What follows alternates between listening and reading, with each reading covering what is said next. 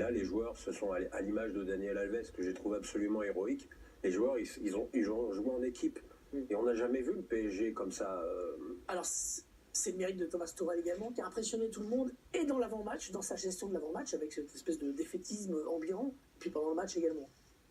Oui, en effet, c'est son rôle de manager, c'est là qu'on l'attendait, c'est ce que le PSG souhaitait après Emery, qui était moins bon, je trouve, dans ce registre. Il y a la partie évidemment technique, mais quand on parle de management, c'est avant le match de dire, bien sûr, Cavani et Neymar vont manquer, mais je sais que les autres sont prêts, et donc il a envoyé du positif.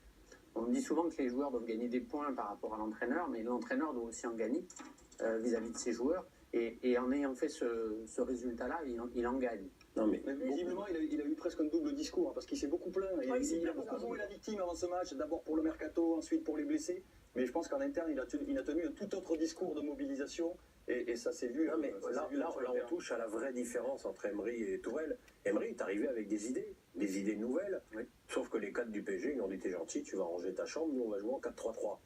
Lui est arrivé avec des idées nouvelles, il les a mises en application et les joueurs l'écoutent. Je pense qu'il y a une dimension humaine, au-delà de la dimension tactique de Tourelle, qui fait que les joueurs jouent pour lui. Après, là aussi où il est assez bluffant, c'est qu'il a un bon management, mais je pense qu'il a un bon management global.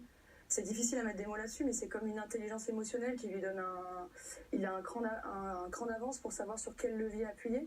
Et avec son staff, c'est la même chose. Il délègue beaucoup, il fait confiance. Je pense, petite pensée aussi à Papus Camara, par exemple, sur les coups de pied arrêtés, qui est en charge des coups de pied arrêtés. Ça fonctionne très bien. Il a beaucoup de reconnaissance. Quand il y a une victoire, il ne prend pas tout pour lui. Il en donne aussi. Et ça, c'est important. Et c'est pour ça je pense que les joueurs, mais aussi le staff, lui rendent beaucoup.